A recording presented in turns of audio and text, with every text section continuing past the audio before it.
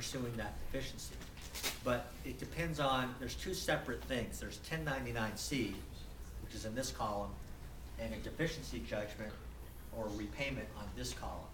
So I guess the way to look at it is compare it to a Chapter 7 bankruptcy versus a Chapter 13 bankruptcy. In a Chapter 7, you're disregarding and discharging and forgiving all debts. A 1099 would be applicable to that type of situation where the banks have forgiven it, they're issuing out the 1099-C, and it's done. It's going to be a tax impact, but not the same. On a deficiency judgment and a soft promissory note, it's more like a BK13 where you're going to try and be repaying it on a repayment type of plan. So to take the soft note means you're repaying it on that deficiency. Because if they don't do anything and the deficiency is filed, it'll be a lien against the credit and it'll show up on the credit. So, and or any other property that they own. So we're trying to make more contacts with, okay, we couldn't negotiate a soft note.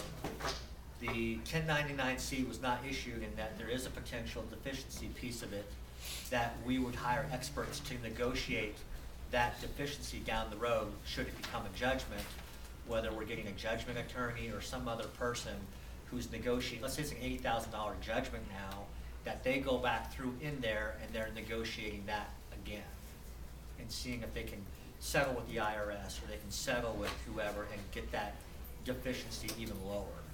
And from what I remember you said before, that even if they were foreclosed, they could still potentially do that. So for when we're talking to our clients, right. You're looking at trying to minimize their risk and everything involved. I mean, what route would they prefer It could to go? be a $80,000 deficiency now versus a $100,000 deficiency down the road because there was attorney cost and all the extra cost and the values were lower, and so the deficiency is bigger because you waited and you chose to do nothing, that the deficiency would be greater and bigger. So now